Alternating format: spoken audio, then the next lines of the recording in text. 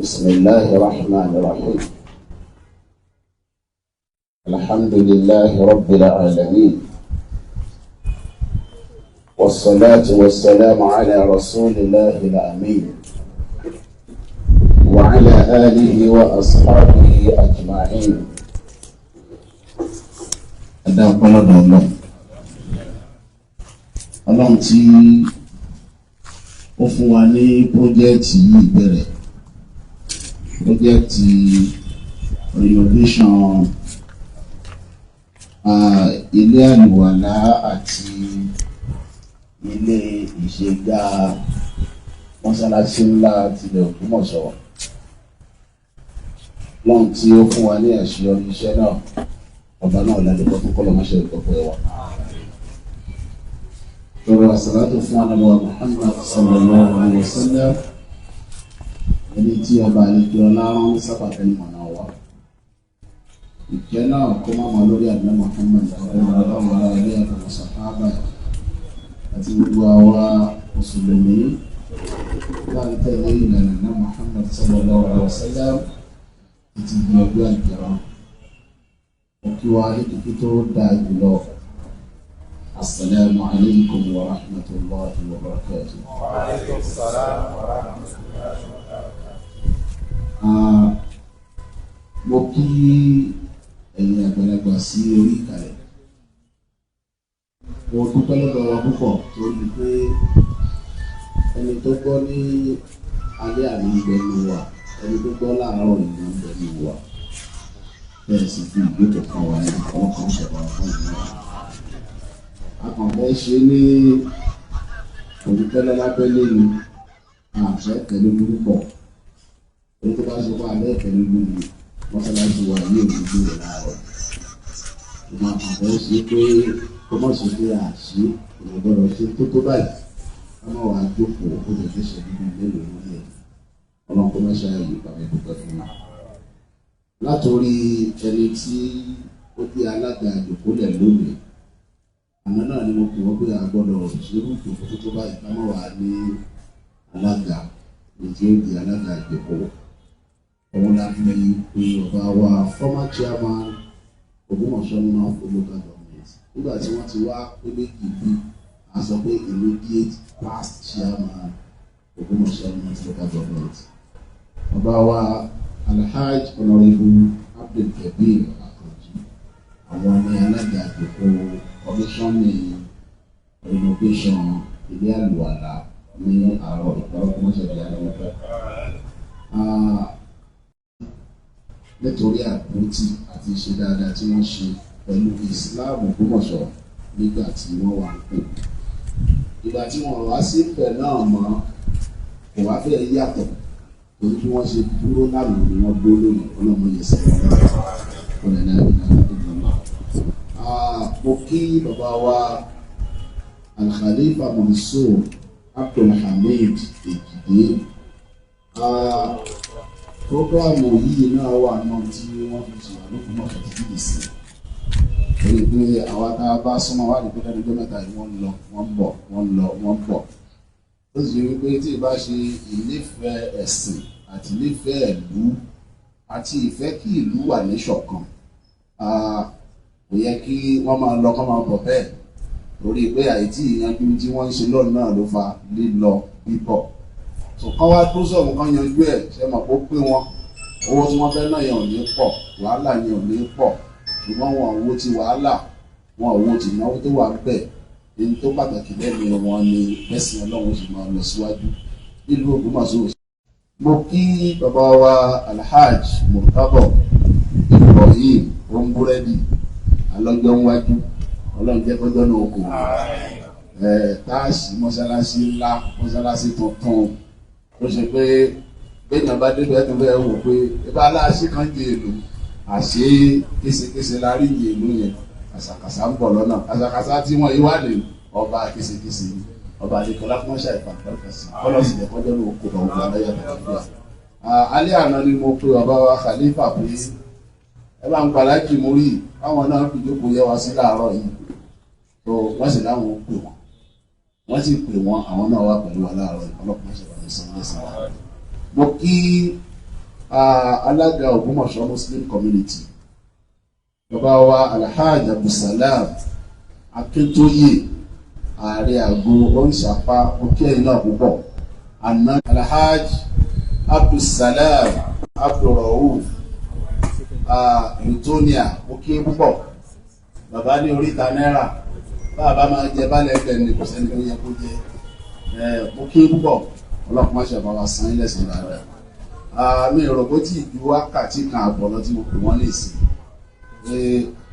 ó máa wù mí kẹ́ wà níbi oko yìí láàárọ̀ yìí wọ́n sì láwọn ń bọ̀ náà nìyẹn so wọ́n bá ní kí ọlọ́pàá ṣe bàbá dúró tì mọ́gàjì arére lọ mọ́gàjì arére wọ́n sọ fún yín báwọn jẹ mọ́gàjì wọ́n ṣẹ̀ṣẹ̀ jẹ́ náà wọ́n ṣẹ̀ṣẹ̀ jẹ́ mọ́gàjì gbogbo arére lọ wọ́n bá ní kí ọlọ́run lè jẹ́ ó pàdé àsìkò pé jẹ mọ́gàjì ẹ̀ náà jẹ́ ọmọ sí dáadáa. Mo kí chairman Ògbómọ̀ṣọ́ Central Mosque Management Committee Alhaji Nurudeen ọ̀rọ̀ ẹ̀ bá rí ìrìn àwọn náà àrírí làwọn náà mo kí níbẹ̀ gbà fún mọ́gàjì nígbà tó fẹ́ máa darí wọn nínú àwọn tó lọ fi step ẹ̀ dáhùn àwọn náà rárá ọ̀hún ìyẹn ni àgbà bá tọ́ sí àbíká ṣe pé mi ò àbíká gbé fún ọba ní kí ọlọ́pàá ṣẹ̀fọ́ wa gbàfẹ́ yìí náà àwọn ni chairman Ògbómọ̀ṣọ́ Central Mosque Management Committee tí wọ́n mójútó gbogbo ètò mọ́sálásí tó fi ń lọ bó ṣe tọ́ àti bó ṣe yẹ ó kí púpọ̀ ó kọ́ tí gbogbo èèyàn mọ̀ wọ́n sí níbi ìjáì Muhammad sallallahu alayhi wa sallam ọlọ́pàá ṣẹ̀fọ́ àdúgbò tì mo kí Safirul Ulama bàbá wa Barrister Idris Alao òkè púpọ̀ Safirul Ulama gbogbo Ògbómọ̀ṣọ́ nìyẹn àwọn sì ni director àti imam Markaz Darussalam òkè púpọ̀ ọlọ́pàá ṣàbà dúrótì òkè alájà wa Alhaja Rafat Ayilara òkè wọn nígbà táwọn ò pé àwọn obìnrin bẹ̀rẹ̀ sí ní protest nígbà tá a fẹ́ commission project yìí so tí wọ́n ń bí mílíọ̀nù pé ta ló fẹ́ commission ẹ̀ wọ́n ní àlefa dàpọ̀ wá commission wọ́n á ní àhà sálífà náà ní ó tó wá bá wa commission táwọn obìnrin náà wá protest wọ́n á ló dà ẹ má bínú kò lè tó bẹ́ẹ̀ lọ àlefa ó bá wa commission tọ̀dọ̀ àwọn ọkùnrin á wà pé alájà àràpá fún wa commission tọ̀dọ̀ àwọn obìnrin so another mo pè wọ́n sì lé àwọn òbí níbi láàárọ̀ ọlọ́pàá ṣàbàmì sọ ilé sí dáadáa. Mo kí gbogbo àwa jàmá lápapọ̀ mo kí àwọn káńsù ẹ káàbọ̀ sọ ohun tó jẹ́ káwọn náà pẹ́ ni pé wọ́n ṣẹ̀ṣẹ̀ gbọ́ ní alẹ́ àná ni ọlọ́pàá ṣàbàmì sọ ilé sí dáadáa.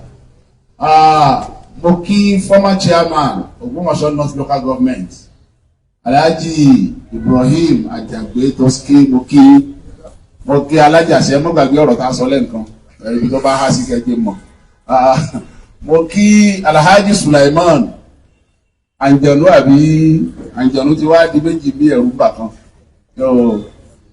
Alhaji Garuba àtàlẹ̀ ẹ̀rú bà àwọn ẹni tẹ́rù bà mọ́ rẹ̀ orí báńjẹ̀nú bá ti di méjì báwọn ẹ̀rú gbọ́dọ̀ mọ́ bà kan ṣùgbọ́n mo ní báwọn àǹjẹ̀nú méjèèjì ọkàn wọn balẹ̀ ẹ̀rú ọ̀fẹ́ ní kankan ló wọn ọlọ́pàá ṣàbàmì tó tì mo kí igbákejì alága OMC Onkoyi Ẹ̀ṣọ́ ọmọ bọ́gun bọ́ọ̀lù ọmọ gbélé gbégbé ọmọ àròní ògbélé Oníkòyí òsèlè ogun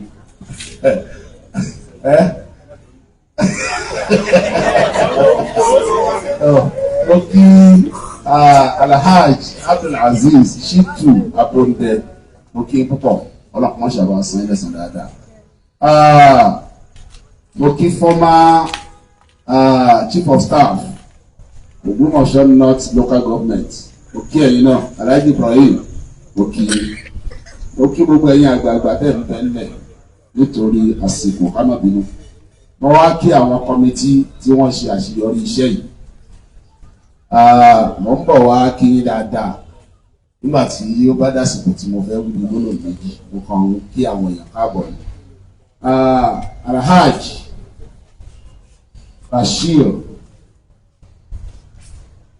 àwọn eléyìí gbìyànjú pọ̀ lórí ọlọ́run bá san ilẹ̀ san dáadáa ọlọ́run bá wà san ilẹ̀ san dáadáa ọlọ́run bá wà san ilẹ̀ san dáadáa wọ́n bá kí gbogbo ẹ̀yin kọ́mítì yẹn dáadáa ọlọ́run bá ṣọ̀bọ̀ àdúró tì ó kí gbogbo àwọn àjọmọ́ lápapọ̀ a fẹ́ bẹ̀rẹ̀ ètò yìí pẹ̀lú kíké Al-Qur'an á pè bàbá wa Safirul Ulama li biladi Ògbómọ̀ṣọ́ wa ma hawlaha Sheikh Alhaj Almahami Idris Alao ni wọ́n kí Al-Qur'an fún wa ká fi ṣíbi ètò.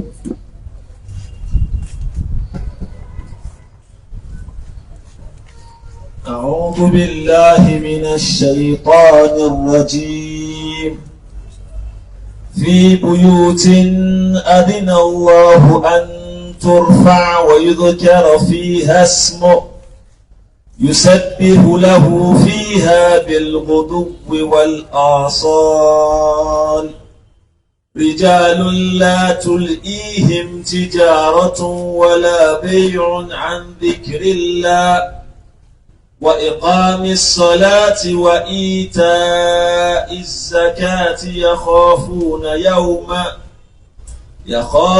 يوما تتقلب فيه القلوب والأبصار ليجزيهم الله أحسن ما عملوا ويزيدهم من فضله والله يرزق من يشاء بغير حساب صدق الله العظيم.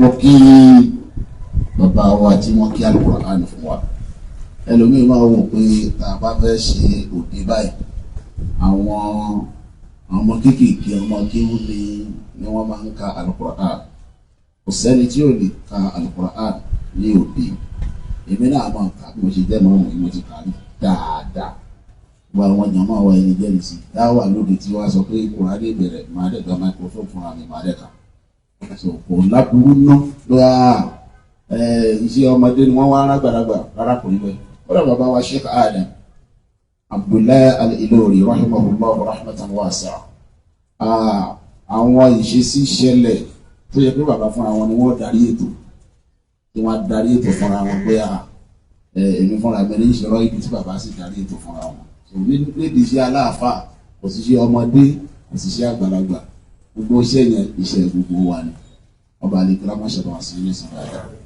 èyí tẹ́ ká àtàwọn tá a gbọ́ ọ̀nà ìṣe wọn láǹfààní.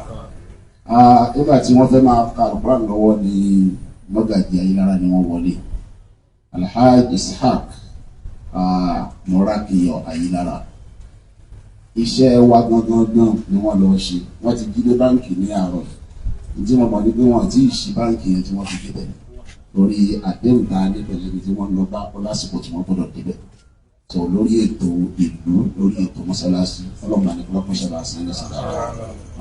mo tàtàrà tí wọn náà kí àwọn mágàjì tí wọ́n ti dé mágàjì ilé imam ní Masifa òkè ọlọ́kọ̀ Alhaji Abdul-Ghani Alamal-Yakin Ashafa ọlọ́kọ̀ọ́ àṣẹ ní sàdára. mo kí mágàjì Aláwìyé Alhaji Amọ̀dáníyù èyí Táyọ̀ Aláwìyé òkè ọlọ́pàá adúrótì wọ́n sì kí arọ́wà sí àgbà fún gbogbo ilẹ̀ Ògbómọ̀ṣọ́ Alhaji Abdulwasi Ọ̀kọ́rọ́ captain shiba níyànda ó wà bí ilé ọ̀parí no problem ọlọ́pàá ṣe àgbà adúrótì ọlọ́pàá wá ṣe lẹ́dẹ̀ fún wọn. nísìnyí báyìí a gbọ́rọ̀ alága chairman of the many occasion Alhaji Abdul Kabir Akanji, the immediate past chairman of Ògbómọ̀ṣọ́ North Local Government. Assalamu alaikum wa rahmatullahi wa barakatuh. Wa alaikum assalam wa rahmatullahi wa barakatuh. Mo kí àwọn bàbá mi tó wà ń kalẹ̀ látòrí Alhaji Ejide Ọlọ́run jẹ́ kárí yín pẹ́. Mo fi yín kí torí àsìkò mo fi yín kí gbogbo àwọn bàbá tó wà ń kalẹ̀ Ọlọ́run kó jàre gbogbo yín pẹ́. Mo kí Alájà Ayélára mo fi yín kí gbogbo àwọn obìnrin lọ́wọ́ jẹ́ kí a bá níbi tó lérè. A kí ẹ̀yin ìmáàmù kanṣu agbára ọlọ́run a bá níbi tó lérè o. Kí gbogbo jẹ̀mọ́ lápapọ̀ gbogbo bí bàbá ìmáàmù ṣe kí wa yẹn mo kí gbogbo wa bẹ́ẹ̀. Èní ọba mi lójijì pé mi ni màá ṣe alága ìjókòó yìí, bọ̀ tí bàbá ìmáàmù bá ti sọ̀rọ̀ pé n táwọn fẹ́ lélẹ̀ àlè kọ́, so adúpẹ́ lọ́dọ̀ Ọlọ́run. Mo wá kí bàbá ìmáàmù àgbà fún ilẹ̀ Ògbómọ̀ṣọ́, Ọlọ́run jẹ́ kẹ́mi yóò gùn, Ọlọ́run jẹ́ kárí yín pẹ́. Adúpẹ́ lọ́dọ̀ Ọlọ́run, adúpẹ́ lọ́dọ̀ Ọlọ́run, adúpẹ́ lọ́dọ̀ Ọlọ́run, torí pé ìdí ọpẹ́ wa pọ̀. Àwọn tí à ń rí ní Ògbómọ̀ṣọ́ láti ìgbà tí bàbá ìmáàmù Ògbómọ̀ṣọ́ ti débẹ̀, ẹ rí i pé ohun ọ̀pọ̀tọ̀ ni, ohun tó sì jẹ́ ohun mèremère ni. Irú ilé àlùwàlá àti ilé ìṣẹ̀yọ́ tí a fẹ́ kọmíṣàn lénìí, tí a bá wo gbogbo ilẹ̀ Ògbómọ̀ṣọ́ yìí, a rí i pé kò tí ì sí irú eléyìí. Àsìkò ta dẹni Ọlọ́run ṣe fún wa, àsìkò bàbá wa chief imam lágbára Ọlọ́run jẹ́ ká rí yín pẹ́. Mo wá fẹ́ àwa mùsùlùmí Ògbómọ̀ṣọ́ ẹ jẹ́ ká ṣera wa lọ́kàn. A rí i pé development ta níyì àrírú ẹ̀rí irú wa yìí Ògbómọ̀ṣọ́ ni wọ́n bí wa sí àtẹ̀lọ gbé dálẹ̀, a ti lo ìmáàmù mẹ́ta, ìmáàmù ẹlẹ́ẹ̀kẹta látòrí bàbá wa Láwìyí, àwọn akọ́júmọ̀ wọn a mọ̀ wọ́n dáadáa. Àrírú gbogbo ń tàn rí yìí, a wá rí oore ńlá tọ́lọ̀ ń ṣe fún wa nílẹ̀ Ògbómọ̀ṣọ́, ẹ dákun kí náà tó ń fẹ́ lọ́dọ̀ náà.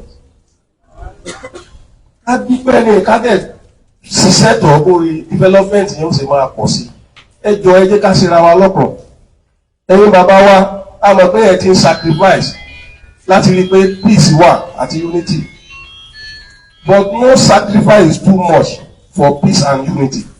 Ẹ jọ àtúbọ̀rọ̀ yín ètò ẹ ti sacrifice ẹ appreciate ẹ wà mọ́ lórí o, bọ̀ a tún fẹ́ kẹ́ ẹ tún sacrifice ẹ sí láti rí i pé ìfẹ́ jọba láàrin àwa mùsùlùmí ilẹ̀ Ògbómọ̀ṣọ́. Àwa tá a jó lórí kò sí tá a fẹ́ gbà. Wọ́n náà máa gbèyàn sípò kan, àwọn àgbàlagbà wọ́n ní àdánwò ní ẹ̀dẹ́ ni, Ọlọ́run ní fún wa nípò tí ó fi jádánwò fún wa. Ipò tá a fi ṣoríire láyé táàtò ṣoríire lálùkìyámọ̀ Ọlọ́run ó sì fún wa. Gbogbo àwa tó bá yẹ kí a ronú, ọ̀pọ̀lọpọ̀ àwa tá a sì ń bí náà ni mo tún bá sọ̀rọ̀. Àwa tó bá yẹ ká ronú láti rí pé ìfẹ́ wà láàrin gbogbo ilẹ̀ Ògbómọ̀ṣọ́ kì í ṣe mùsùlùmí nìkan. Òye tó jọmọ́ program tá à ń ṣe lénìí ni pé àwa mùsùlùmí á ń láti ṣera wa lọ́kan. Tá a bá ṣera wa lọ́kan á rí pé ìdàgbàsókè yìí yóò tún pọ̀ sí i. Ìlú Ògbómọ̀ṣọ́ tẹ̀síwájú, a bẹ̀ wá, ẹ jẹ́ kí a ṣera wa lọ́kan. Ọlọ́run ní jẹ́ kó bàjẹ́ o.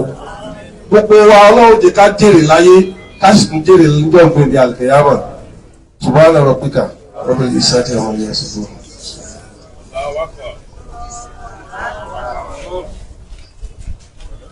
Ó kí Alhaji Abdul Kabir, Ọlọ́run kí ó bá wa san ilẹ̀ san dáadáa. Ọlọ́run nífẹ̀ẹ́ iná rẹ̀, ọ̀rọ̀ olówó iyebíye tẹ́ sọ, Ọlọ́run jẹ́ òṣè wa láǹfààní. A pè alága kọmitì tí ó renovate ilé àlùwàlá wa yìí àti toilet. Wọ́n gbọ́ ọ̀rọ̀ ní ẹnu wọn, ṣùgbọ́n kí a tó ṣe bẹ́ẹ̀, ó tún ti rí àwọn èèyàn ńláńlá kan tí wọ́n wọlé. Mo kí Mọ́gàjí Abógúndé, Alhaji Abdullahi Jafar, mo kí púpọ̀. Báwọn ṣe ń wọlé ní Mọ́gàjí Bango Aláwàyè náà wọlé, Alhaji Abdul Fattah, Daoud Bango Aláwàyè wọn kí púpọ̀ ọlọ́pàá ṣàbà san ilé san dáadáa. Bẹ́ẹ̀ náà ni khadimu Islam of Ògbómọ̀ṣọ́ land bàbá wa Alhaji Sharafuddin Ọ̀pẹ́lúyẹrú akẹ́yìn náà ọlọ́pàá wa san ilé san dáadáa. Now chairman committee Alhaji Bashir Wale Bello.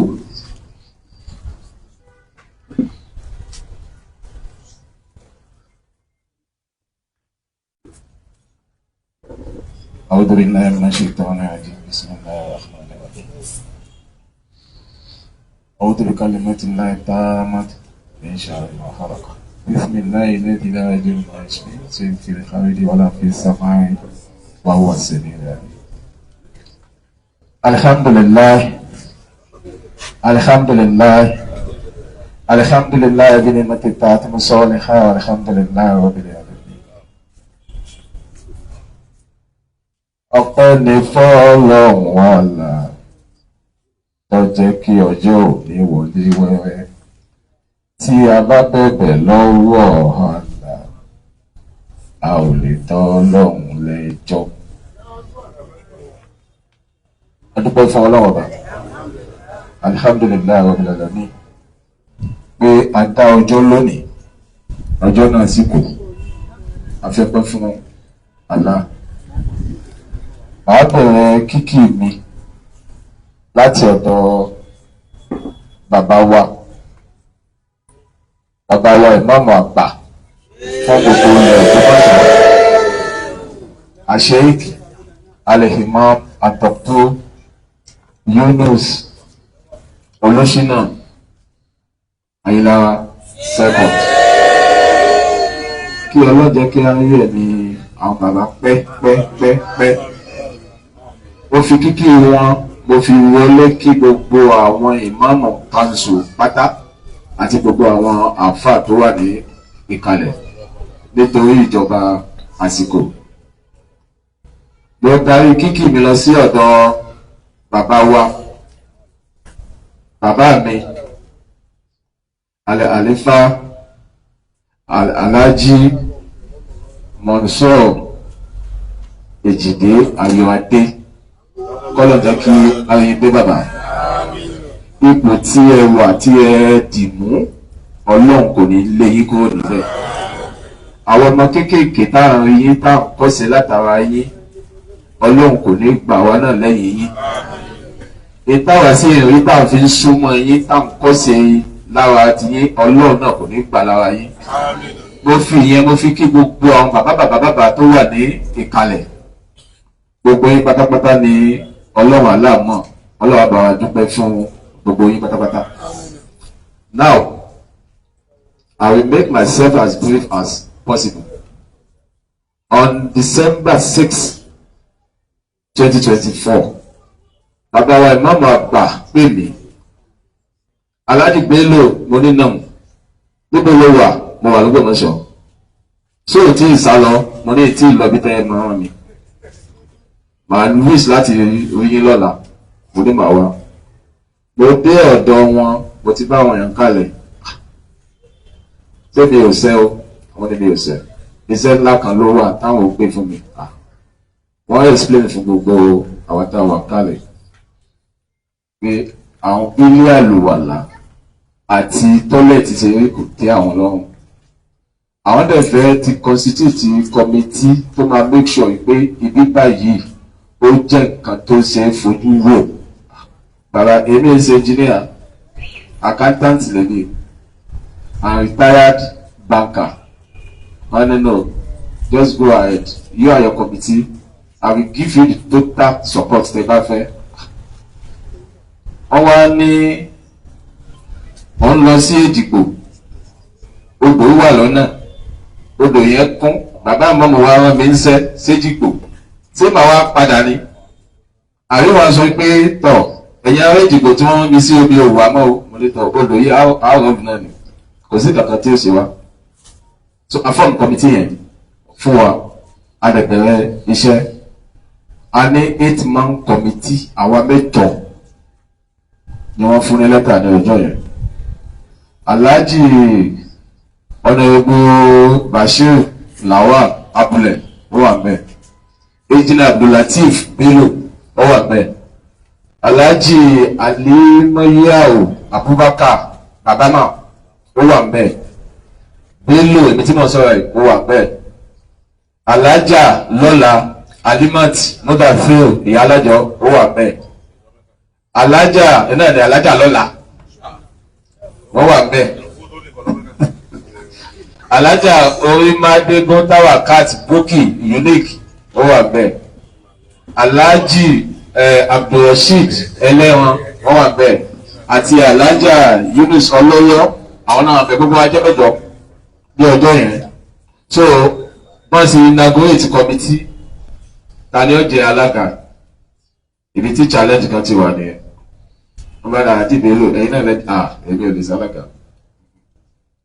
láì mọ̀ pé ìwé tí wọ́n fún mi gan-an ó ti wà bẹ́ẹ̀ pé you are going to be the chairman of the committee. Iṣẹ́ mi pọ̀ torí Ọlọ́run náà just go ahead. Àwọn committee náà dẹ̀ fẹ́nu kò gbé aládìbò èlò bí àwa chairman. Well, wàlẹ́ ìlànà ìhàmù. Abẹ̀rẹ̀ we had our meeting on 11th of December. Kí la fẹ́ ṣe? Àwọn tó ti ṣiṣẹ́ síbí tẹ́lẹ̀tẹ́lẹ̀ sí ilé àlùwàlá àti tọ́lẹ̀tì wọ́n ti ṣiṣẹ́ takuntakun. Níbo ló kù sí táwọn tó ṣe? So we started the work.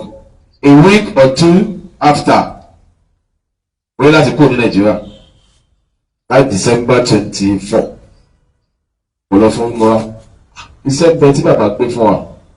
Mo wá bẹ̀rẹ̀ pé iṣẹ́ náà a gbọ́dọ̀ bẹ̀rẹ̀ láti lù yìí. Kí ló àwọn wá síbí bóò ní tọ́lẹ̀ tí wọ́n ṣe rí bí? Bóò ní ilé àlùwàlá wọ́n ṣe rí bí? I started making video recording.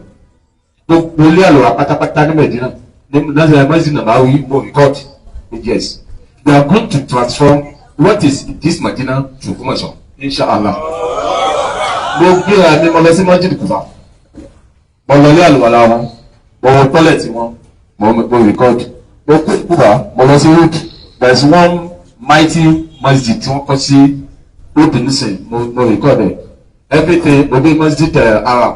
Mo tọ́lẹ̀tì tuntun tí wọ́n ṣe. I record it. We now come back home.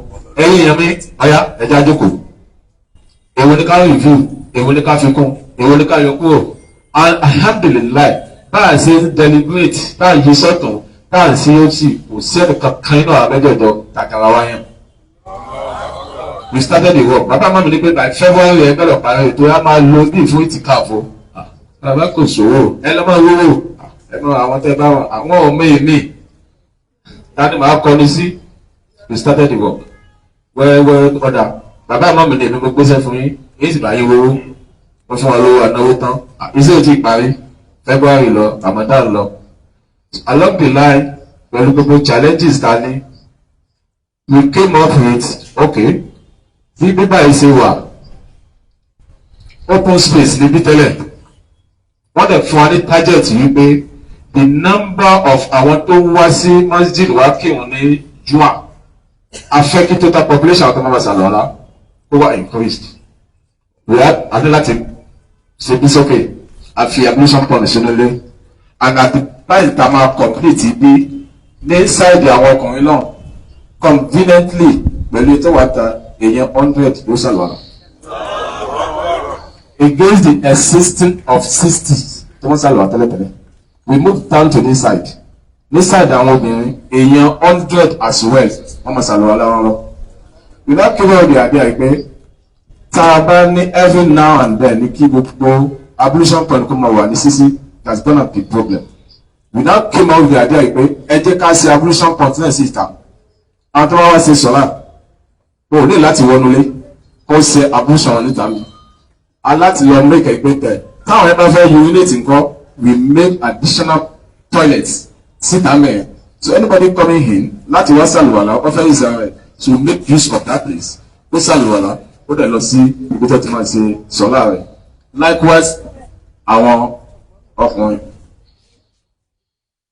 Bá a ṣe bẹ̀rẹ̀ nìyẹn. Tọ́ bàbá imam ẹ wá wo nípa ṣe tí ó tẹ́yìn lọ́rùn. Wọ́n ní ẹ̀yìn búùtù lórílẹ̀ ẹ̀kùn búùtù lórílẹ̀. At the end of the day, we came up with gbogbo nípa ṣe ibi tí Ọlọ́run wà ní ọ̀rọ̀. And as of today, complete B. The project cost 13 million.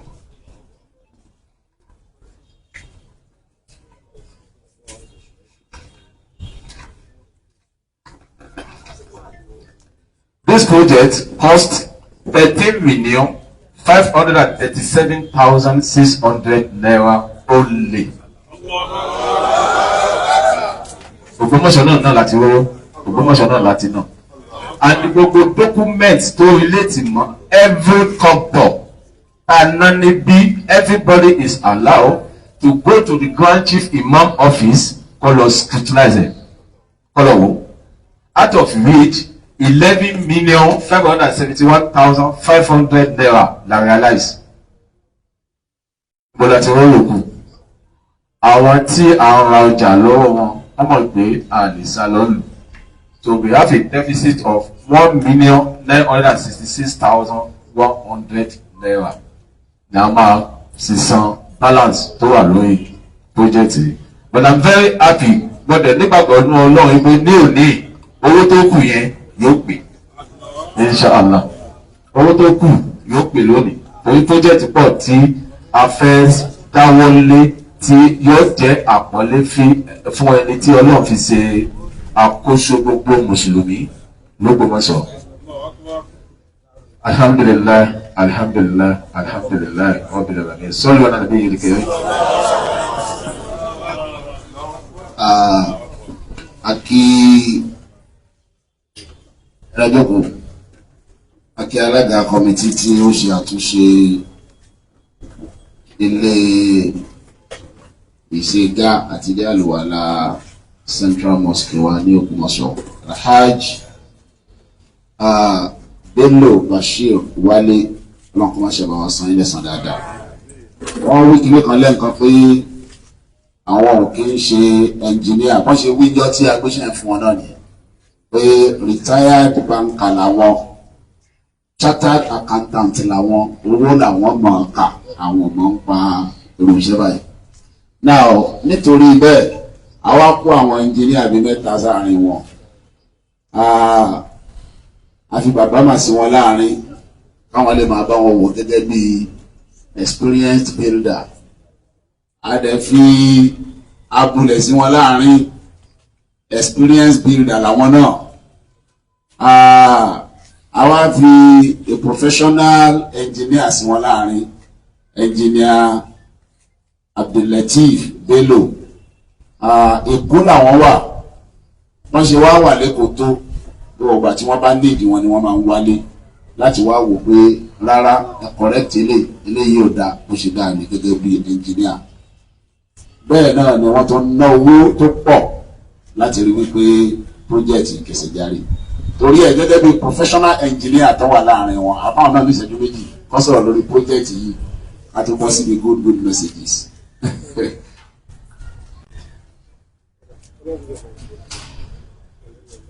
أعوذ بالله من الشيطان الرجيم بسم الله الرحمن الرحيم السلام عليكم ورحمة الله وبركاته. kí àwa ìmáàmù àgbà fún gbogbo Ògbómọ̀ṣọ́ àti agbègbè rẹ̀. Wallahu yasimuka minan nas la takhafu darada la takhsha wala hawla wala quwwata illa bil aliyyil azim. Mo fi ti bàbá mo fi kí àwọn bàbá mi tí wọ́n jókòó Ọlọ́run ọba yóò máa bá mi lọ́rẹ̀ ní alùbáríkà nàbọ̀ Muhammad. Mo kí gbogbo àwọn kánsọ̀lù imam ní Ògbómọ̀ṣọ́ Ọlọ́run ọba kò ní dá ara yín o. Mo kí àyè bàbá mi àtẹ̀yìn màmá mi. Mo kí bàbá wa chairman bàbá ti sọ ọ̀rọ̀ because Alhaji Bello orúkọ tèmi náà Bello ni bàbá engineer ni wọ́n. So kò sí nǹkan tí gẹ́gẹ́ bí wọ́n ṣe sọ nígbà tí a fẹ́ bẹ̀rẹ̀ project yẹn. Mo lọ sí ọ́fíìsì wọn ní ká lọ sọ́dọ̀ bàbá wa imam. Kí ni mo fẹ́ lọ ṣe? Bàbá engineer lọ́mọ yóò wà láàrin wa. Gbogbo àwọn tó mọ̀ mí l'Ógbómọ̀ṣọ́ generator ni mo ń ṣe gbá kí n tó kú l'Ógbómọ̀ṣọ́. Ṣùgbọ́n torí pé téèyàn bá ti dúró àwa la fi wà ní ìlànà pé à ń ṣe building ibi tí a wà. Ìgbà tí a bẹ̀rẹ̀ project yìí, we call this project remodeling because nǹkan tó wà ń bẹ̀ ilé àlùwà láti wà ń bẹ̀ we just want to remodel it kó lè suit gbogbo àwọn nǹkan tí aláàjì tí wọ́n sọ. Gẹ́gẹ́ bí aláàjì ti sọ, gbogbo tabs wa time ta fẹ́ bẹ̀rẹ̀ sí láti máa ṣe kínní, what we really do is that our distance, our irú àwọn bàbá wa àgbà tí wọ́n wà ọ̀pọ̀lọpọ̀ àwo báwo ni wọ́n ṣe rí, so that there won't be any commotion ní àárín wọn tí wọ́n bá ti ń ṣe. Ẹ̀dẹ̀ máa rí gbogbo àwọn space tá a fi sí yẹn, so a máa rí wípé kò ní sí any issue téèyàn bá ṣe ablution tán ó lè jáde ní rọrùn.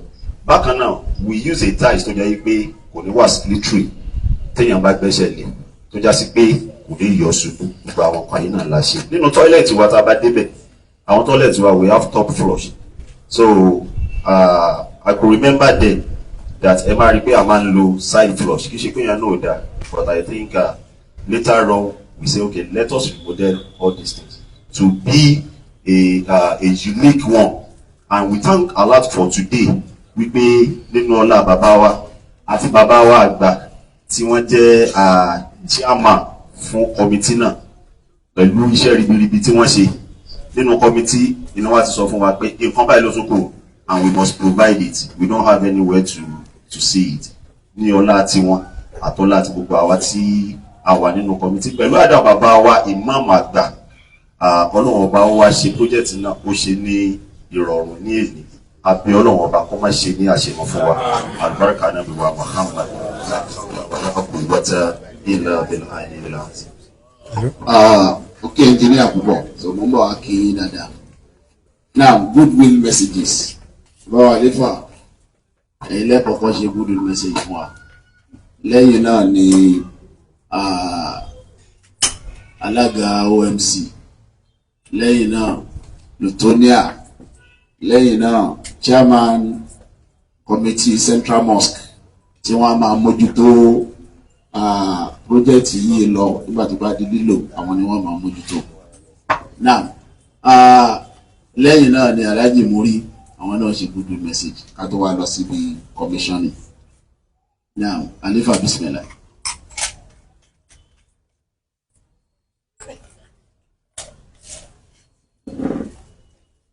Yàrá bí kàrí. Kí ọ̀wá wa ìmọ̀ọ́mọ́ àgbà. Ọ̀rọ̀ yìí fi yára yìí fẹ́. Ṣáwọ́n ọ̀dọ̀ kí ìfẹ́ àkókò dáadáa láti kàrí ẹ̀rọ adé. Kí àwọn tó wá jókòó wá sí ẹni àbúrò gbogbo kí màmá wa láyé rárá. Bẹ́ẹ̀ kọ́mítì mẹ́gbà kú oríire. Ó lè fi ìrírí náà kọ́ bá yín kalẹ̀. Ẹ̀kọ́ yẹ kó jẹ́ ọjọ́ ọ̀rọ̀. Gbàgbà pé jọ́kanjọ́kan ọlọ́run ọjọ́ ọ̀rọ̀ wa. Pọ̀tíkà sọ̀rọ̀ lórí pọ́jẹ́tì pé ẹ̀yin kọ́mítì ó dà gan-an ẹ̀ka tó jẹ́ kí n mọ̀ pé ẹ fẹ́ là mí díẹ̀ ni. Ẹ̀kẹ́ kí n wá kọ́míṣàn pọ́jẹ́tì. Torí pé ẹ dààmú láti fà mí sí project bí kí n dáwó mi ọ̀dá kankan. Ìṣẹ̀lẹ̀ dá ṣùgbọ́n àmọ́ dà ní. Torí pé ìgbéjáde yẹn pé bí ẹ̀bá lóhùn ò ṣe nǹkan ọlọ́wọ́ abẹ́ ni ó ṣe. Ọ̀pọ̀lọpọ̀ wọ́n rẹ̀ pé tí ọba sí mi nǹkan kan ò lè ṣe. Adásí ṣe ọlọ́sàbọ̀ náà ṣe. Ẹ̀sìn wọ́n ìyàtọ̀ pọ̀jọ́ káwọn náà máa ṣe torí pé wọ́n là ń wá ọjọ́ àdìjẹ́ alákalẹ̀ wọ́n. Wọ́n kàn náà máa gbé ogun ẹ̀ lórí. Òun ṣe ti ọ̀daràn. Tó yẹ kọ́mítì ẹ̀fọ́lẹ̀ àtàwọn obìnrin àwọn kọ́lá àwọn obìnrin ni wọ́n fò tẹ́sí pé wọ́n láyé fún wa lówó ẹ̀ tí kò bìnrin náà wà kọ́ mí kankan.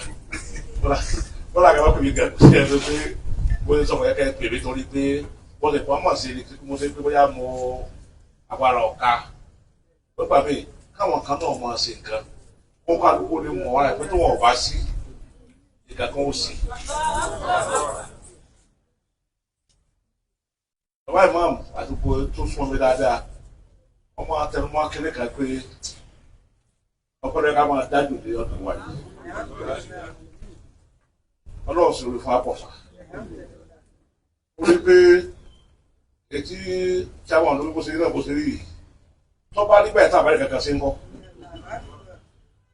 ọlọ́run jọ ẹ̀jẹ̀ ọ̀tá rẹ̀ ọ̀rẹ́ èrò sì ló jẹ́ lé ọ̀sẹ̀ kí ni ọkọ̀ tó lè jẹ́ ọlọ́jọ́ wa dá wa láàmú tá a rí kan sí ẹ̀ka kan dúpẹ́ fún gbogbo tí a bá yẹ bọ́ mú ní ṣe yìí bí kọ́bọ̀sì ṣe náà ní làwọn ọlọ́wà ń ṣe nǹkan rẹ̀ àwọn tó wà dá sí àtúndá sí gbogbo bí wọ́n bá ṣe nǹkan ìdílé náà ni owó kọ́ ìdílé ni kọ́lá àwọn bá jẹ láti ilẹ̀ orí ìdílé fún ráìtì jẹ ilé náà ti gbé ìdílé lọ tó ṣe ọkọ̀ tó fẹ́rẹ̀ bá pé ọlọ́ọ̀ni ṣe kọ́ bàbá ìmọ̀ọ́mù ẹnìkan kọ́ ọlọ́ọ̀ni ó ti bẹ̀rẹ̀ bá ti dá sí lẹ́sẹ̀ ó sì àbí òsì bẹ́ẹ̀ wá lóhùn tó tún dá sí náà ọlọ́wọ́ tó ṣe náà ni bẹ́ẹ̀ wá lóhùn tó dá sí náà ọlọ́wọ́ tó ṣe náà ni bẹ́ẹ̀ wá lóhùn tó dá sí náà ọlọ́wọ́ tó ṣe náà ni. pé ló sì yọrí bẹ́ẹ̀ alẹ́ àbá ìmọ̀ọ́mù dáa ọlọ́wọ́ fi gbé àwọn èèyàn dìde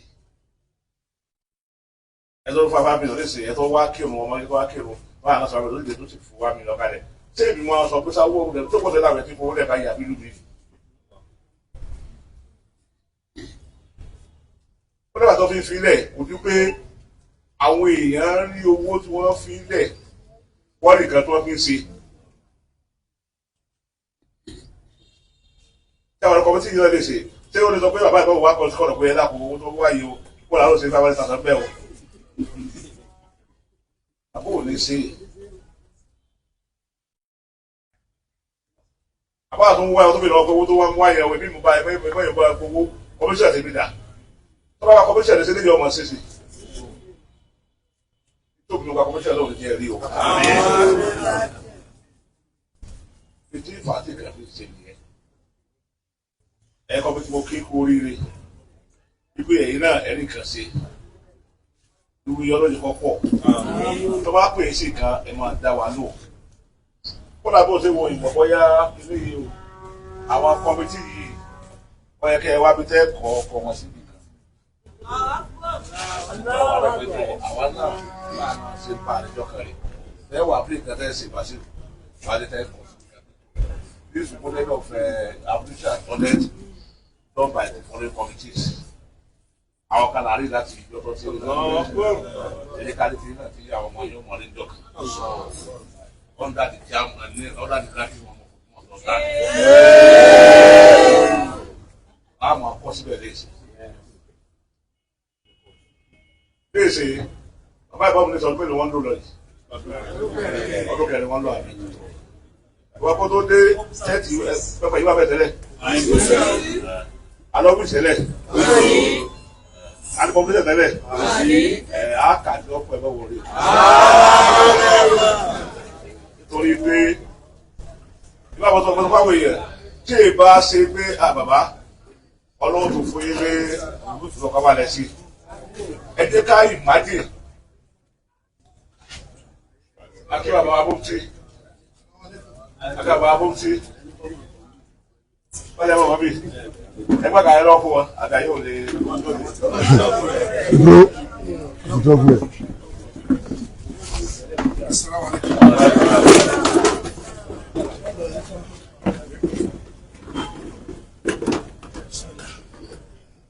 Now, tí ó bá jẹ́ pé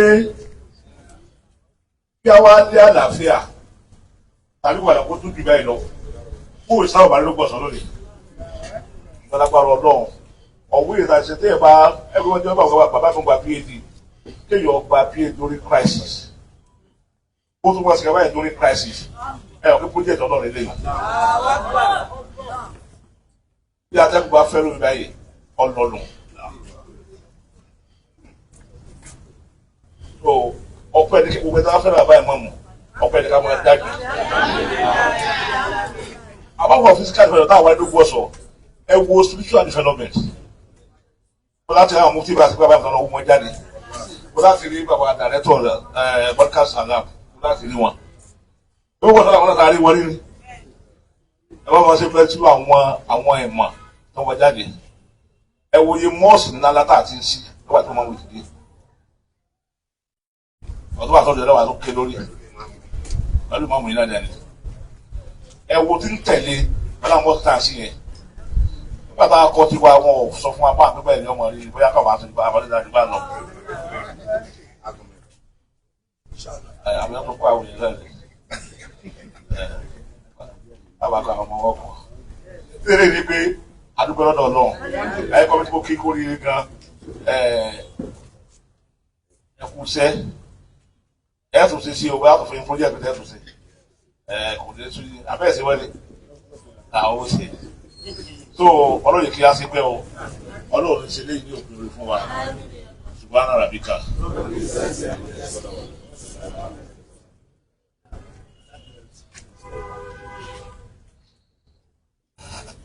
Olúwa alánàbí yẹlẹ kẹrì àdúpẹ́ lọ́dọ̀ ọlọ́ àkí bàbá wa ẹ̀ máa fún ọ̀pọ̀lọpọ̀ oríire tọ́lọ̀ ní kí wọ́n máa ṣe àti àdé ìlú ogun máa sọ àlàyé àwọn fi kí gbogbo àwọn ọkùnrin ẹ̀mú kí alága òkè sẹ́ńtò ní mo kí apásánálì ìyàwó alájà ayélujára mo fi kí gbogbo ẹ̀yin obìnrin ọlọ́run ọba kò ní jẹ́ kọ́ báyìí àdúpẹ́ lọ́dọ̀ ọlọ́run níbi tí àwa wà yìí lórí pẹ́nu wa ń dùn pé a rí òdodo tẹ̀lé ló jẹ́ àdúró báyìí ọlọ́run sì jẹ́ àródòrò náà pẹ̀.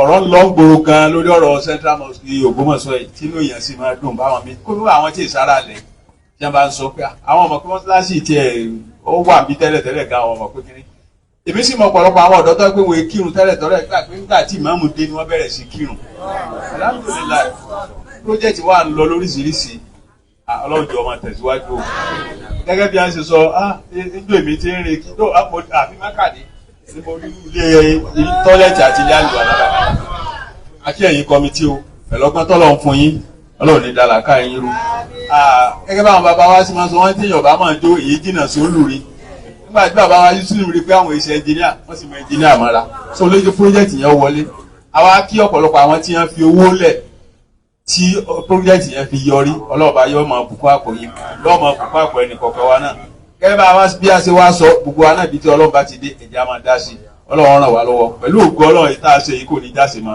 láhàbláwàlá kò wá tán.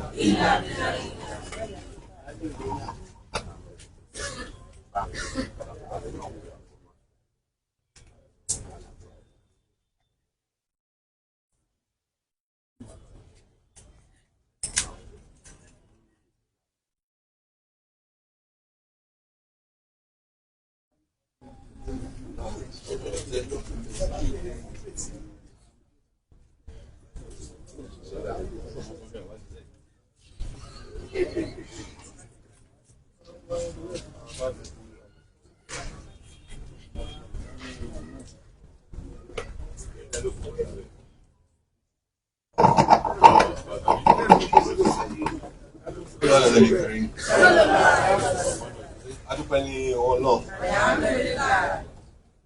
kí àmàbà wa àwọn olóríire àwọn àtìfì mọ́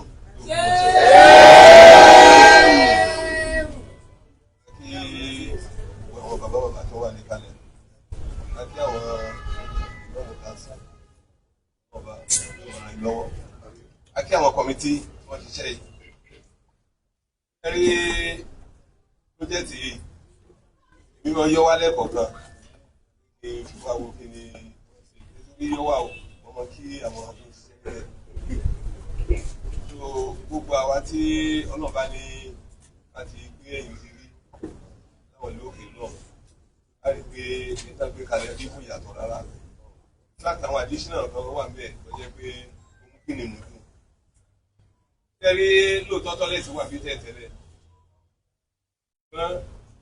mo ti wá bí ẹ̀ẹ̀mejì tó ń gbọ́n mi tí mo padà sáré lórí ìta náírà lọ́tọ̀ tó ń padà wá òórùn ò lè jẹ́ kí n wọ bíbá yẹn pé irú pọ́jẹ́tì wáyé àwọn bàbá wa ìmọ̀ náà fún ọ ní foresight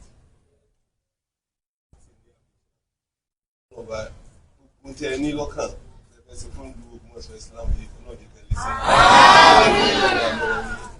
sí so ìgbà tó wá ń ṣe project lọ tí mo wá síbí báyìí nítọ́kàn mi kọ́ rò ní pé àwọn tí mo yọ pipe ìgbà kan bẹ tí mo ti ná almost 500,000 táwọn committee tá owó yẹn san fún wọn wọ́n ya owó yẹn ni lọ́wọ́ sí nígbà táwọn èèyàn bá dáláìsì àwọn pipe ṣe níbí báyìí wọ́n gbé bí kíní ìṣe dáa tó ṣé àwọn èèyàn tí àwọn iṣẹ́ ibi ní ìgboro báyìí tí wọ́n láwọn sálọ̀ látọ̀ wọn yọ pipe sápò yìí ṣé yóò jẹ́ ká gbádùn kíní yìí.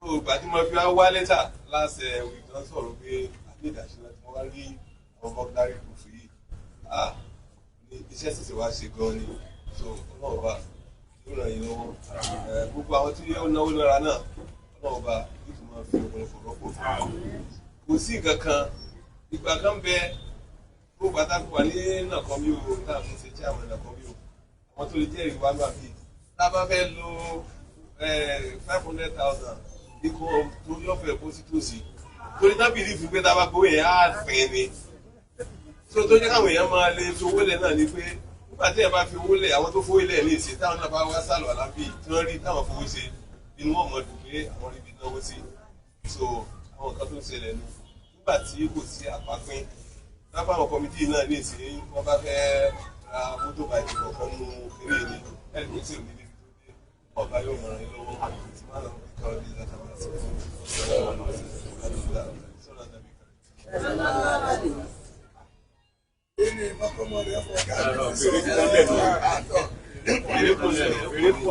Sọ́jú ànàbìlẹ̀ kàdé. Dáadáa lókun ní sọ́n sojú ẹ̀mí wa, ọ̀pọ̀lọpọ̀ ẹ̀ náà fẹ́ẹ́ sojú ẹ̀mí wa. Wọ́n wá yọ akọ́ nínú olóríire nílò ọmọ sọ̀rọ̀. Ọlọ́run ìgbà báyìí máa ń túbà mọ́ túnṣe ní ká bá wojú àwọn àtàjù lẹ̀. Ẹ̀pọ̀rọ̀ tí mo sọ̀rọ̀ orí afẹ́fẹ́ ni ẹ wojú gbogbo wa dáadáa. Ẹ tún wá wojú àwọn tí wọ́n láwọn ò ní gbà fọ́lọ́. Ọlọ́run ọ̀dọ́wọ́ rẹ̀ gbogbo tí wọ́n bá wa tí wọ́n fi yọ̀ wá ńlá burú ọlọ́mọdé ọ̀pá. Gbogbo apáta pé sí ọ̀tán di wọn ọlọ́mọdé ọ̀pá wa. Bàbá ìmáàmù àkàfọ̀rọ̀ rẹ̀ lọ́lọ́lọ́. Ìgbà tí ẹ máa fi fún Ọlọ́run sọ kì í sọnù kì í ní ẹ̀fọ́. Lágbára Ọlọ́run ṣùpálẹ̀ jẹ́ ẹni wọ́ọ̀kù máa. Gbogbo ẹ̀yin bọ̀rọ̀ kì ní Ògbómọ̀ṣọ́ ní àsìkò bàbá ìmáàmù gbogbo àlàárí iná láàrin ìlú. Àìní rí náà mọ́ àìní rí lò mọ́ ọlọ́mọdé ọba. Gbogbo àwọn ọmọ wa yóò aṣọ oríire lójú ẹ̀mí wa. Islam náà dàgbé lọ́wọ́ Ọlọ́run tí ọgbà máa lọ tàbí ní lérí bí ebi tí ó fi lámì tí ó fi ní tàn rere ọlọ́mọdé ọba wa. Ọlọ́lá ọlọ́wọ́lá kò hátà ìyá àbílá ìgbà sí. Bá ti sọ̀rọ̀ lórí ọ̀gá mi bá ti sọ̀rọ̀. Ìsọ̀rọ̀ èrè o wà láì bínú mi ṣe rí mo ṣe máa sọ̀rọ̀ èmi sì mọ̀ túmọ̀ rẹ̀ níjó dáa fún mi. Ṣé pé mo ti wà tipẹ́tipẹ́ gan ìdóńtè ṣùgbọ́n Ọlọ́run ní kí ẹni Ọlọ́run bá ti dá lọ́lá ẹ̀ máa ṣàpọ́nlé rẹ̀ kẹ́sọ̀ rẹ̀ sí o ìtọ́lọ́run ṣe ni o. Sọ ẹni àbá lọ pé ẹ̀rọ ojú orí rẹ̀ ẹgbẹ́ nìkan lágbo tí ń dá fún mi jọjúmọ́. Bóyá kí wọ́n sọ bá ọlọ́kà sọ pé ọkẹ́ wọ́n yìí àwọn ìwọ́n náà ti tójú ara rẹ lójú kí ni ẹnìkan fẹ́ ṣe tí wọn náà ò lè ṣe ọwọ́ tó lẹ́nìkan lọ́gá rẹ̀ ọ̀gá tó tọ́ ni o wàláì gbogbo ní òsì ní kí wí bẹ́ẹ̀ mọ́ ọlọ́mọdé ọ̀gá mi. Bọ́lá bàbá ìmáàmù tí wọ́n ti wà níbi ìjọ kan tàǹsì program wọn ní pé Ọlọ́run tí a bá tún ṣerú èèyàn níjọ́ gbé ní àgbáwọn ní òkè wà síjẹ́ Ọlọ́run ní sẹ́rù mọ̀ sùúrù. Tó mo fẹ́ kí afẹ́fẹ́ ó gbé kankan ká mọ̀rọ̀ pé kì í sọ̀rọ̀ èyí mo ń sọ ló pọ̀ sọ ní ìbàdí. Gbogbo àná àwà padà ẹ̀ ń ṣe bẹ́ẹ̀ náà ni exam ni yọ̀wá yọ̀ lọ ni ilé yà ń bọ̀ ilé yà ń bọ̀ ilé yà wà ilé yà ọ̀dọ̀ ni wàhálà ń bọ̀ wàhálà ní ọ̀kan yóò dùn lágbára Ọlọ́run ní jẹ́ kí ó pẹ́ kó tó yí ọ̀pọ̀lọpọ̀ láti wá wà ní ìmọ̀ ìṣọ̀kan lóògùn ọ̀ṣọ́ ní ìdá ìlànà wọ́lá láhùlá wọ́lá inú ọmọ lọ́sọ̀ púpọ̀ ni o torí ẹ̀ lórí ṣe wá sí.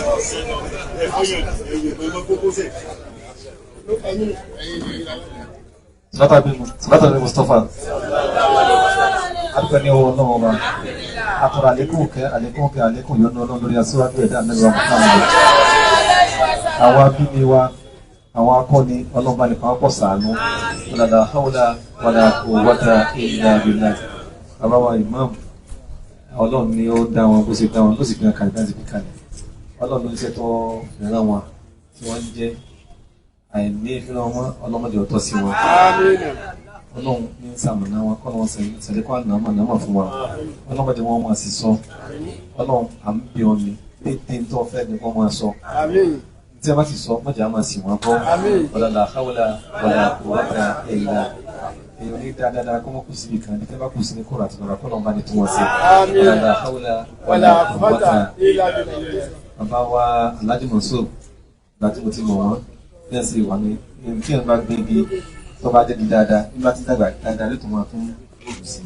láti ìgbà tí mo ti mọ̀ wọ́n ní àti dáa ọlọ́ọ̀ni bí wọ́n ṣe dàgbà sí ẹ̀tọ́ ń dá sí àkọ́dà sí ẹgbẹ́ ọlọ́mọdé ọ̀tọ̀ sí wọn.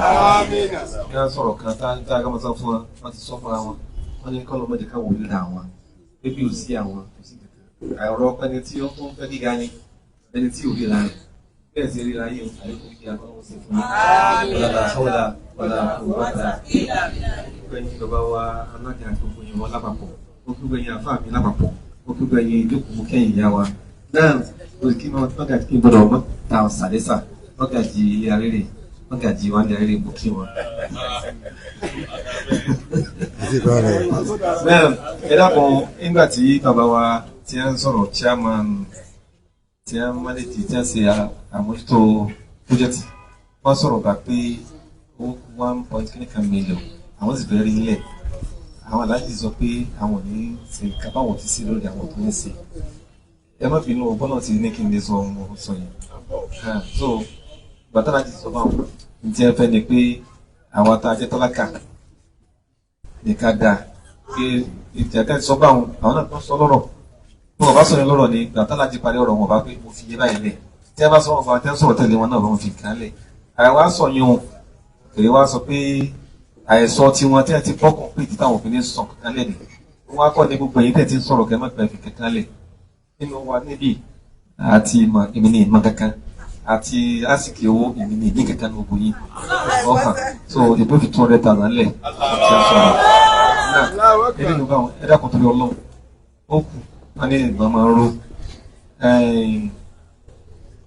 mọ́ṣáláṣí àtúnṣe rẹ̀ ò tí ì pin ẹ gbọ́ tí láàtún náà bàbá sí gbogbo ẹni tí sábà náà wọ́n sí tẹ́rí bí a bá gbé mọ́tò dé tá a bá kí mọ́tò sí báyìí àwọn tá a bá kí mọ́tò nǹkan dáa tó ó yẹ kí ààyè páàkì mọ́tò tó ti sọ̀rọ̀ bá lábẹ́lẹ̀ pàkàtì àpamọ́lẹ̀ kó wà níbi tí ó bá wà táwọn máa gbé mọ́tò sí káyàwó balẹ̀ dáadáa ìkíní ẹlẹ́ẹ̀kejì ní jímọ̀ tó ṣáájú jímọ̀ yìí ìta ní ẹ̀yìn mọ́ṣáláṣí ń bẹ̀wọ̀n wàláhì àwọn èèyàn tó bẹ̀rẹ̀ rẹ̀ so ilẹ̀ ẹlẹ́bẹ̀ ẹ̀rí pé ilẹ̀ ẹlẹ́rọ̀ fọ̀ kankan ni a ti jókòó nínú jókòó wa táwọn máa gbé jáde láti bẹ̀rẹ̀ sí lórí rẹ̀ tí a bá ti pè é fún tó tọ́ lọ́hùn ọlọ́run ọba aláàánú ni ọba lágbára ni tọ́ ọba ti mú ẹtọ́wọ́ rẹ omi ò ní wá bẹ̀ tọ́ ọba ìrìn náà kí sọ́nà tọ́lọ́ pé tó tọ́ lọ́run fún mi gangan ní kọ̀rọ̀ ọba ìyá rẹ wàláhì omi ọ̀wà bẹ̀ wọ́n wò pé à ilé mú ń tán ọlọ́run tó ní kọ́ wà bí tó ti mú òkúkú tán kò sì ní tán ọlọ́run mọ̀ bí ó ṣe omi ìrọ́pọ̀ ìpè tá a bá pélé yìí àtàwọn adájọ́ lọ́mọ kéwù àtàlùmọ́gìrì àti àwọn bàbá wa tọ́lọ́run sì kẹ́ gbogbo wa lájọdá sí i tá a bá wá báyé pé owó tá a gbà tá a nà kò tí ì ní í sè owó ìwọ́nu ọlọ́run ó kù nìbárò ẹ̀yìn mọ́ṣáláṣí ń ta bẹ̀wọ̀n afẹ́ká bẹ̀rẹ̀ sí máa ṣe nǹkan lólẹ̀ kọ́lọ́run kọ́ bá ní sí láti sọ ìkọ́lọ́run bá ní sí kọ́lọ́run bá ní sí bàtà máa ń kà sí ẹ̀dá kan torí ọlọ́run kẹmọ dáhùn sí ìbéèrè wa ẹ̀dá kan ọ̀rọ̀ pọ̀ sọ̀rọ̀ sáyé subhana rabbika rabbil izzati amma yasifun wassalamu ala mursalin àwọn abẹ́kẹ̀ pé àwọn tẹ́ sọ̀rọ̀ ṣáájú pẹ̀lú alága mi nígbìmọ̀ akérò fún wọn fún mi ṣùgbọ́n gẹ́gẹ́ bí mo jẹ́ pàtàkì àwọn kọ́mìtì tí wọ́n máa ń jìnnà síláṣí ẹ̀ tó sọ̀rọ̀ sọ èmi ní màdí 200,000 lé ní ìwọ̀n àwọn síláṣí.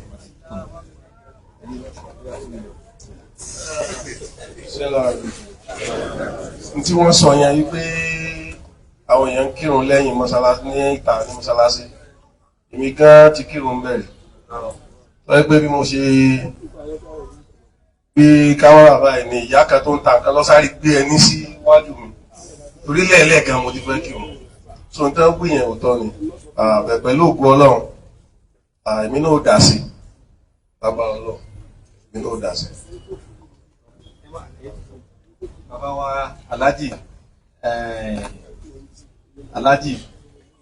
alájì múrí ìfẹ́ dákọ̀ ìfẹ́ pè ló kọ́ ẹ̀ta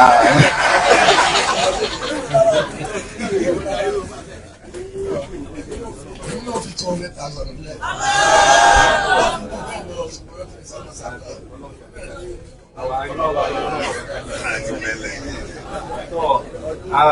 bọ̀dá mi Mágàjí tilé tó pólí arírè lágbára náà àwọn oníkan ọba ní sí.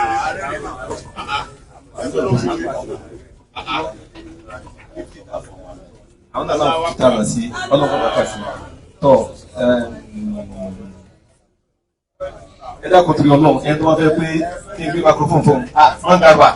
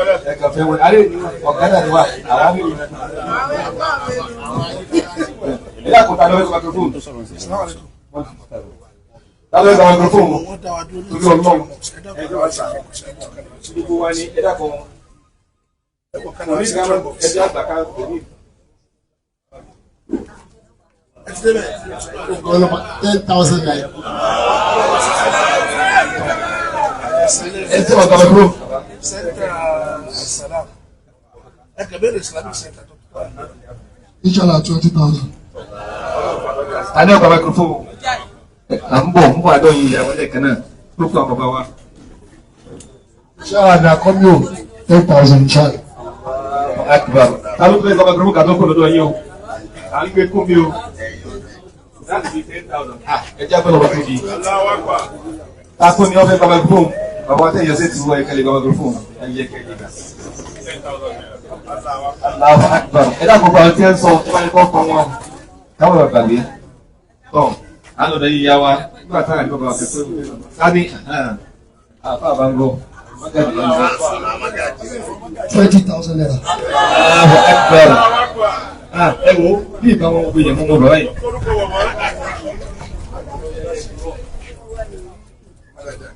Mọ̀ dáadáa.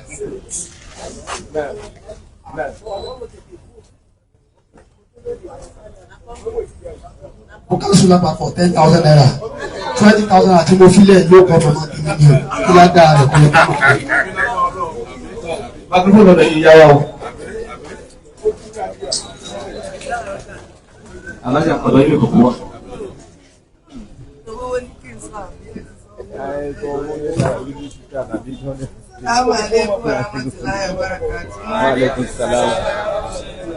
Adúpẹ́ lọ́dọ̀ Ọlọ́run, ẹ bá tẹ̀lé mọ́tò pọ̀. Adúpẹ́ lọ́dọ̀ ṣe agbára Ọlọ́run kò ní bàjẹ́. Lánàá bí Muhammad sallallahu alaihi wasallam. Akí bàbá ìmáàmù. Akí gbogbo àwọn bàbá mi pátá ṣe kárí ẹ̀yìn ìyá wa. Mọ̀ ní bàjẹ́ àti wọ́n mọ̀. Ìdá ìlú kò ní bàjẹ́. Ọlọ́ọ̀kan ṣoṣo Ọlọ́run. Bàbá ìsọ̀rọ̀ ẹ̀ mà ní sírí o. Ẹ̀yìn náà náà dé o. Àwọn lè kú kò ní kú sí yé. Kò sì ní bá sí gbogbo àwa náà. Ọ̀la àdáháwọ́lá. Alájà náà ní àwọn 50,000 lẹ̀ ọlọ́run fi àbẹ́ká sí. Salaam alaikum wa rahmatullah. Èmi náà fi 20,000 lẹ̀. Alájà lè lè fún 20,000. Owó yìí ti wọlé. Ẹ máa ṣe tí lọ. Sábà ní Kọ́ra Mùsùlùmí Abrakati. Mo fi 20,000 lẹ̀. Ẹ̀yà ọ̀nà tó ní ká tó fún lọ́dọ̀ yóò.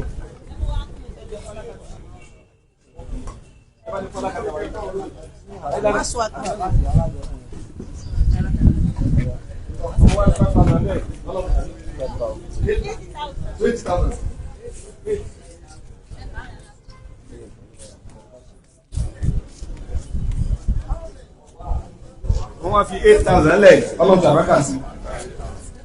Tátó ní o. Náà.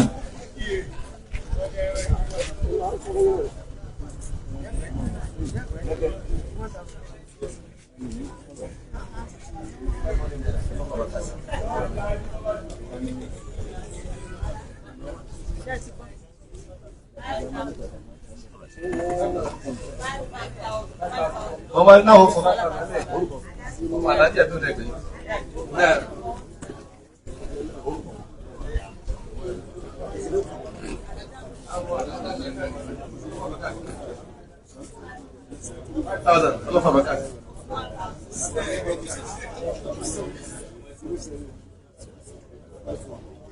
Now, torí àsìkò kájá kí ọlọ́pàá bàkà sí tẹ́lẹ̀ kan tí mo mo kí chairman Ògbómọ̀ṣọ́ Central Mosque Management Committee Alhaji Nurudeen Arére mo kí púpọ̀ ọlọ́kọ̀ọ́bọ̀ àsan ẹlẹ́sàn dáadáa. Mo fẹ́ kí àwọn kọ́mítì yẹn púpọ̀ fún iṣẹ́ ribiribi tí wọ́n ṣe. Ọlọ́run aláàánú kó má ṣe bá wa san ẹlẹ́sàn dáadáa. Wọ́n ṣe dáadáa púpọ̀ gan torí péjọ́ tá a fẹ́ dá wọn lókòwò prógrámù yìí 500,000 naira la fún wọn. A fún wọn ní 500,000 naira pé kí wọ́n lọ bẹ̀rẹ̀ pírójẹ́tì yìí. Now, Àmọ̀tẹ́kùn Oòduà ó lẹ́nìkan ní àwọn fáǹsì wọn online pé ó sọ pé kí ẹ send account number ó káwọn fún yín ní 50,000 naira. Ọlọ́run bá wa san ẹni náà lẹ́sìn rẹ̀.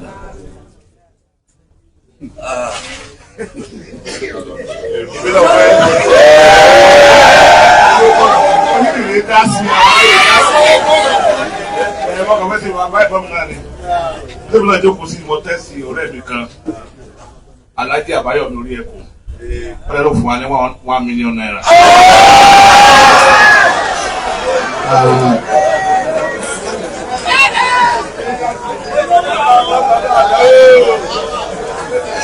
Now, every one of them.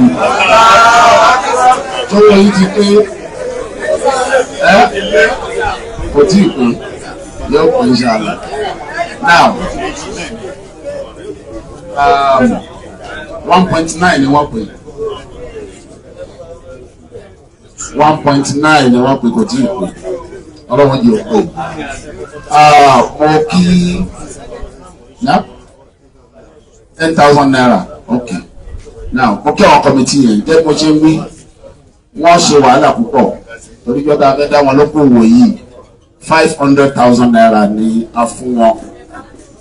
Kọ́ tí Alhaji Abdulkabir Wálé Àdìgún àwọn ni wọ́n fún wa ní 500,000 naira náà gbà náà lórúkọ ẹ̀gbọ́n wọn tí ó jáde láyé Alhaji Abdulwasi àwọn ni wọ́n fún wa 500,000 owó yẹn náà la fún wọn.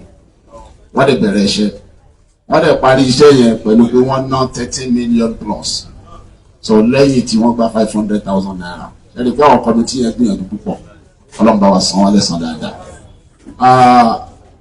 Ọ́fíìsì Ìmáàmù Ògbómọ̀ṣọ́ a fún wọn ní commendation letter ká fi kí wọn pé wọ́n ṣe bá àti ẹ̀ ní tí a lè fún wọn.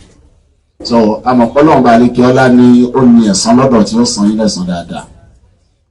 Ìwọ̀nba àwọn tí wọ́n wà ń bínú wọn a fún wọn ní commendation letter tiwọn. Àwọn tí wọ́n sì ń bí àkúlẹ́tà wọn fún chairman wọn kí wọ́n fún wọn gbogbo wọn ni wọ́n ṣiṣẹ́ takuntakun.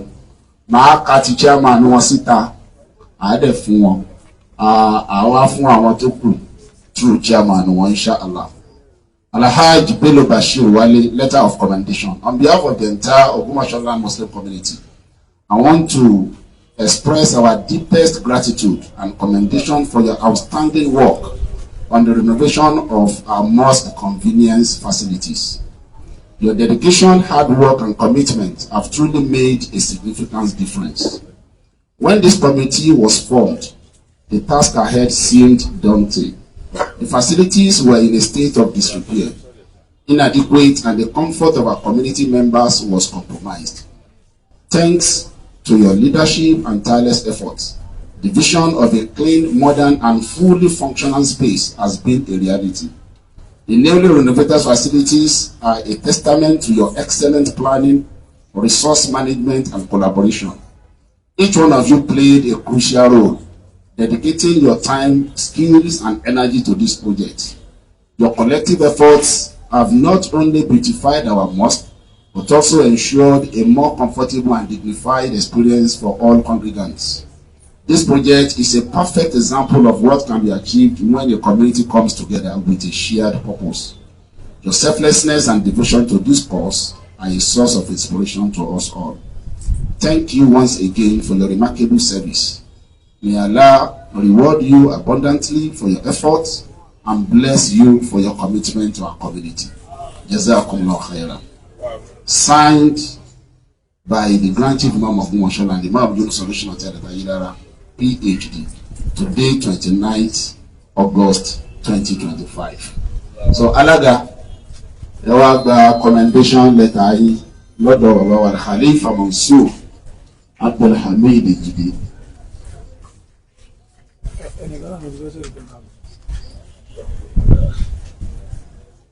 On behalf of a Grand Chief of Moshola, I have to send this recommendation to the other reward. I also thank Madam for being able to. Yes, Madam. Prof.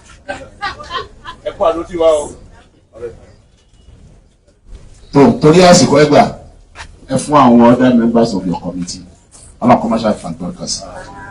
Nísìnyí vote of thanks a pe Mufti Ògbómọ̀ṣọ́ ẹ bá wa dúpẹ́ lọ́dọ̀ gbogbo àwọn ìjọba.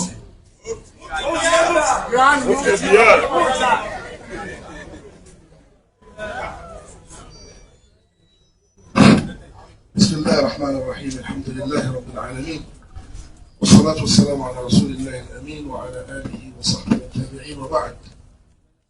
ní àkọ́kọ́ náà a dúpẹ́ fún Allahu Rabbul Alamin ọba tí ó ṣe iṣẹ́ yìí ní ìrọ̀rùn.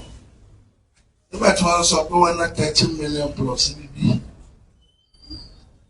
tí n bá fi tó kọ́kọ́ fojú wo nǹkan báyìí ti tèmi torí pé etí wọ́n ṣe gbogbo ìgbà ni ọ̀rọ̀ kí 13 million kọ́ parí ibi bí wọ́n láwọn kankan tó ṣe pé àwọn gan náà wọ́n lò tí wọ́n sí rò. Ayé ẹ̀kọ́ ni 13 million lè parí ibi láíláí. So àfi ọlọ́ọ̀ba tọrọ ọlọ́ọ̀ náà láfi ń tọrọ lọ́dọ̀ ọlọ́ọ̀ ọlọ́ọ̀ba kọjọ ọkọ̀ dáàbò. Èyí tí wọ́n bẹ̀rẹ̀ yìí wọ́n ẹsẹ̀ bẹ̀rẹ̀ ni ọlọ́ọ̀ba kọjú kọjá pé àwọn àtúnṣe tó pọ̀ ní mọ́ṣáláṣí yìí àwọn náà ni wọ́n sì. Àwa kí bàbá wa imam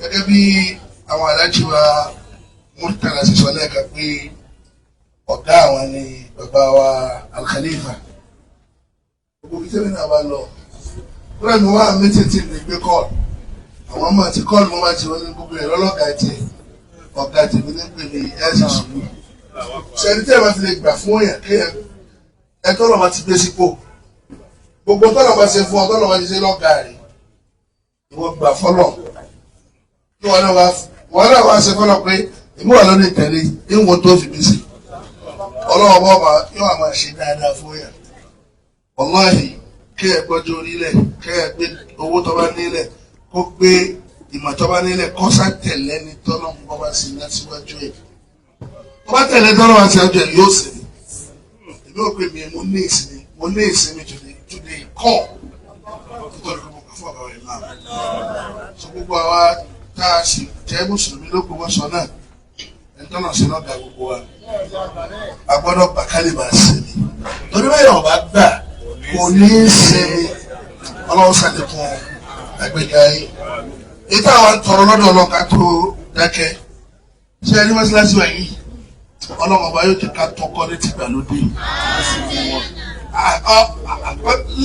lẹ́bùrọ̀ ọlọ́run bá ṣe wí ẹ jẹ́ ká fi sọ́kà pé lẹ́yìn ọdún mẹ́wàá torí àwọn ìlú mi ọdẹ sẹ́yìn mo rí mọ́sálásí kò tóbi tó ti wá o àmọ́ àwa náà fẹ́ kí o gbó ara mọ́sálásí eléyìí náà adúgbàfọ́lá o eléyìí dá o ṣùgbọ́n amẹ́ríkà ó di tìgbàlódé ẹ bá jẹ́ òpin kìíní lọ síwájú ni ẹ bá fi sọ́kàn kí gbogbo wa náà sì fi sọ́kàn bí ó ṣe wá rí ọlọ́run nìkan ní ẹjẹ́ fi ilẹ̀ fún pẹ̀lú òkú ọlọ́run láàrin ọdún mẹ́wàá tí ń bọ̀ á ti máa bẹ̀rẹ̀ sí máa kọ́ mọ́sálásí pẹ̀lú òkú ọlọ́run yóò sì sojú ẹ̀mí bàbá ìmọ̀ ṣẹ̀ṣẹ̀ bẹ̀rẹ̀ ní àti sọ fọlọ́ pé èmi ó sì máa jẹ́ mufti lẹ́yìn wọn for 100 years. ṣèfì rẹ̀ ilé ọ̀dọ́ ẹgbẹ́ níbẹ̀ yóò rí bẹ́ẹ̀ alóòkú ọlọ́run adúgbò gbogbo àwọn jàmbá lẹ́yìn adúgbò fáwọn kọ́mítì tí wọ́n mójútó sẹ́yìn lábẹ́ àṣẹ ọ̀gá mi àti gbogbo àwọn ìgbẹ́ tó dá sí kódà ẹni tó dá sí pẹ̀lú àdúrà ọlọ́run àdúgbò fún ẹlẹ́mí lè má ṣàdúrà kẹfẹ́ inú rẹ̀ ó dùn tí ó sì dùnú sí ìdúró tó dùn sí náà ọlọ́run fọ́ ládẹ́ àwọn abẹ́rẹ́ wọn fáwọn ọmọ ìyá wa yòókù kọ́lọ́ba wa dá wọn padà sójú ọ̀nà kọ́lọ́ba wa dá wọn padà sójú ọ̀nà torí pé tá a bá fi lè ṣọ̀kan ìlọsíwájú ni ó ní àgbà kọ́lọ́ba kó jí ká ṣọ̀kan àbẹ̀rẹ̀ wọn bá fún gbogbo wa bá ṣe wá bí láyọ̀ kọ́lọ́ba kọjọ kọ́dá kó jí kó jí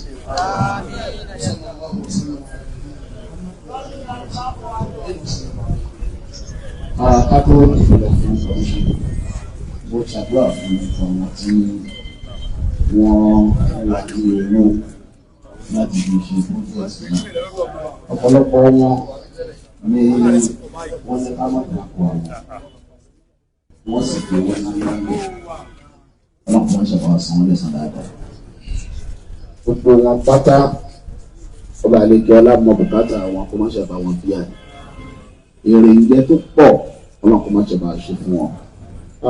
Pàtàkì jùlọ ẹni tó rescue wa bíi 2 weeks ago nígbà tí project yìí tó dúró tán pátápátá tá a mọ̀ tá a fẹ́ ṣe wọ́n wá bá mi mọ́lẹ́ má wọrí mo mọ ẹnìkan tí màá pè ká fún wa lówó mo sì pé ẹni náà lẹ́ẹ̀kan náà ó ní mọ̀ máa wá wò ó sì wá bí ó wá wò fún rẹ̀ ó dẹ̀ fún wa ní 5 million naira ó tún wá ní ẹ má dà kọ ọ̀nà ìfẹ́ nìkan kan ó tó pè mí lórí fóònù bí ijọ́ kẹta tó abáyé máa mọ̀ àmánà ni o ẹnìkan kan ò gbọ́dọ̀ mọ̀ o ó pè mí ọlọ́run bá wa sẹ́ni náà lẹ́sàn dáadáa lẹ́yìn náà gba wa tá a tún dá sí lónìí ọlọ́run kó bá wa dúró ti kálukú pàtàkì jùlọ bàbá akọ̀wé mọ́sálásí wa yìí mo kí wọn púpọ̀ sálárì wọn kéré gan tí kì í ṣe díẹ̀ ó kéré gan ni o wọ́n wá láwọn donate 10,000 naira nígbà tá àlífà gbé àlífà ní that is the highest donation so far and bó ṣe rí nìyẹn ọlọ́kọ̀ bá wa san ilé san dáadáa ọlọ́kọ̀ bá wa dúró tì í.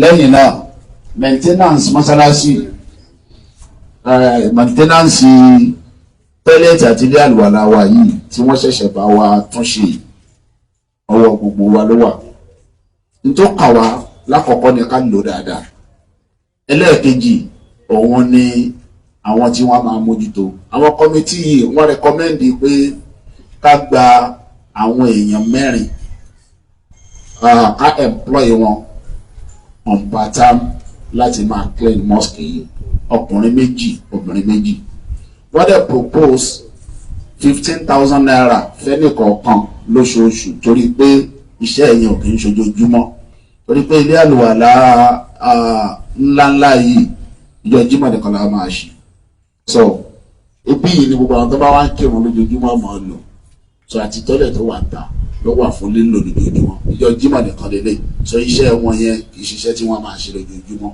so pé wọ́n rẹ́kọ́mẹ́ndì 15,000 àfẹ́nì kọ̀ọ̀kan ó jẹ́ 60,000 lóṣù wọ́n dẹ̀ ní nítorí pé wọ́n máa ra cleaning materials àtàwọn nǹkan míì pé ó yẹ kí 40,000 naira tó fáwọn nǹkan tí wọ́n máa nílò lóṣooṣù ó jẹ́ 100,000 naira per month láti máa fi maintain mosque yìí 1.2 million lọ́dún gbogbo apáta ẹ̀jẹ̀ àfisọ́kàn ó ṣe é ṣe kárẹ́ nìkan tá a máa sọ pé 1.2 million yẹn èmi ọ̀ máa fún yín lọ́dọọdún láti máa fi maintain mosque wọ́n máa ń ṣe bẹ́ẹ̀ dáadáa láwọn ìlú káàkiri ó lè lómi àsanwó ọdún 10 ẹlòmí àsanwó 20 ọdún yẹ ṣá máa fi mẹ̀ntẹ́ẹ̀nì ẹ lọ tí ò fi ní sí wàhálà gbogbo yejú wa tọ́lọ́wọ́n lò ń sábà bíi bẹ́ẹ̀ ọlọ́kọ́ máa ṣàyẹ̀wò wọn sí wa ọlọ́kọ́ sì gbà ní ìjọsìn fún wa ó kí ẹ̀yin kọ́mítì yẹn lẹ́ẹ̀kan sí ọlọ́ba àsan ẹlẹ́sàn dáadáa nísìn àádìde lọ fún kọmíṣánì ṣé àwọn ọkùnrin ní ká kọ́ kọmíṣánì àbí tẹ̀yìn obìnrin.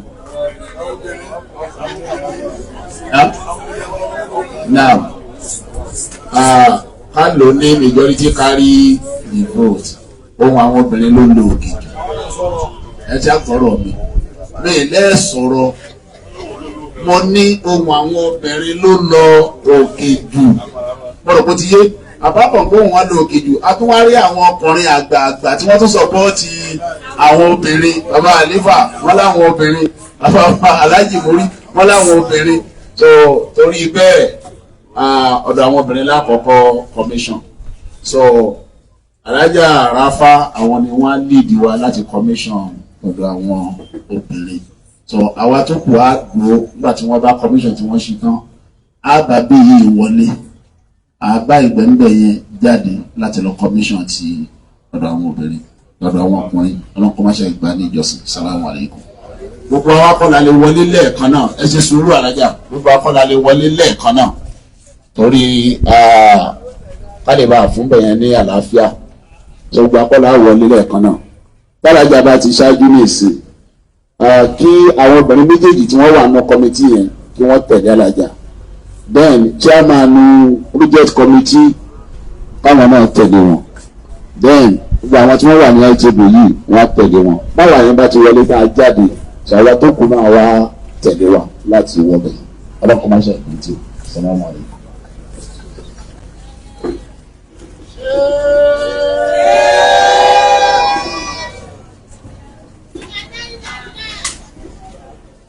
Now, arábìnrin Professor Muyibat Bello ló kí ní o wọ́n lè wá yọjú ọkọ yín ẹ káàbọ̀ o.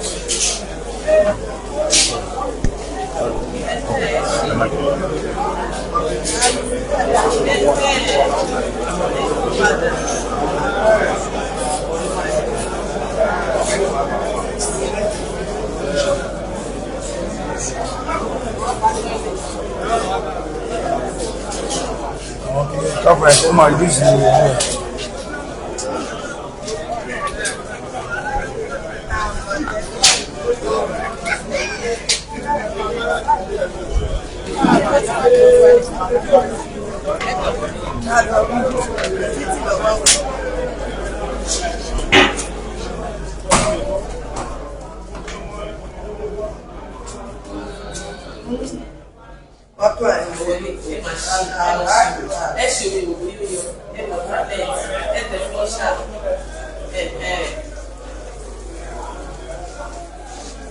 ẹ sílẹ̀kùn lẹ̀yẹ ẹ wọ bẹ́ẹ̀ bí àwọn káàkiri ẹ bá wá sílẹ̀ fún ẹ sí lẹ̀yẹ rẹ ẹ wọlé ẹ tẹ flusha. Ọyẹ máa bọ̀ wọlé máa bọ̀. Ọyẹ dá máa bọ̀. Màkà máa bọ̀ bẹ́ẹ̀ yẹ.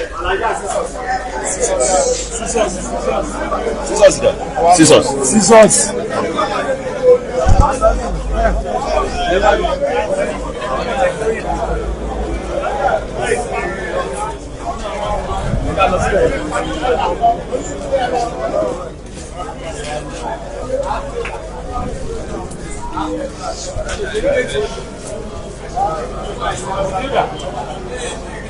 Àwa mo ti rí àwọn ọmọ ẹ̀jẹ̀ kúlẹ̀ ni. Ẹgbẹ́ àwọn ẹni tí ìrìnà ló lè. Àwọn tó wò ní jẹ́ yín. Táàdé ọmọ òye jẹ́ yín báyìí. Àti òkò yé jẹ́ yín. Àgbà ẹ̀ máa bọ̀ ọ́ aláṣẹ. Ogun alóbàbà aláṣẹ ojú ọ̀gẹ̀rẹ̀ àdé òsì.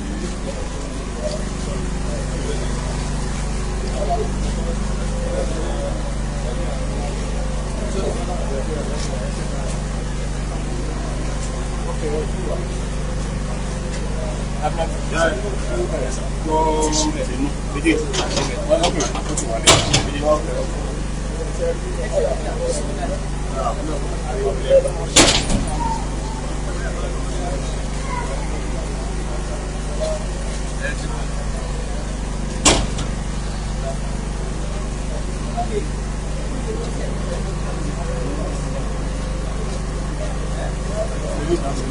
you.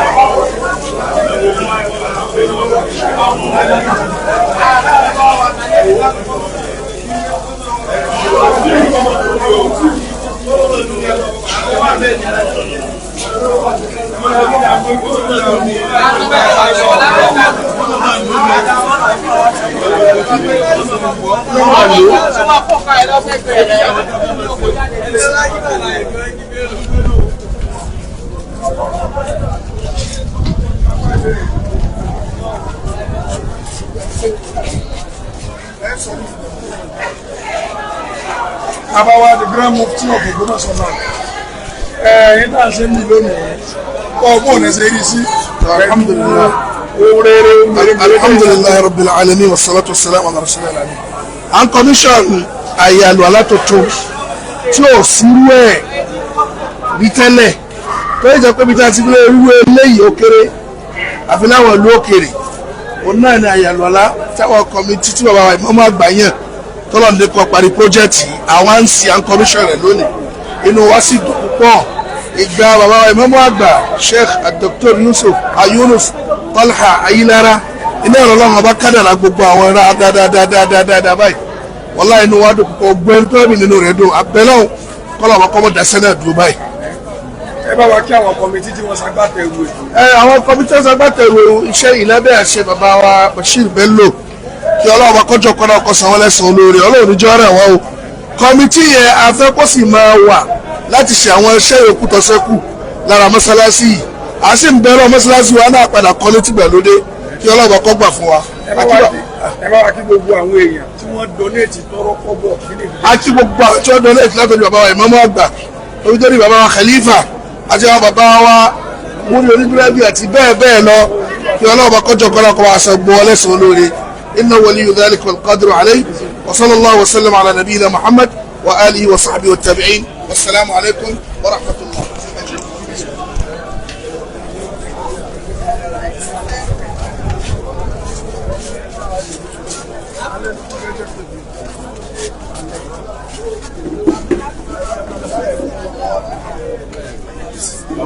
Thank you.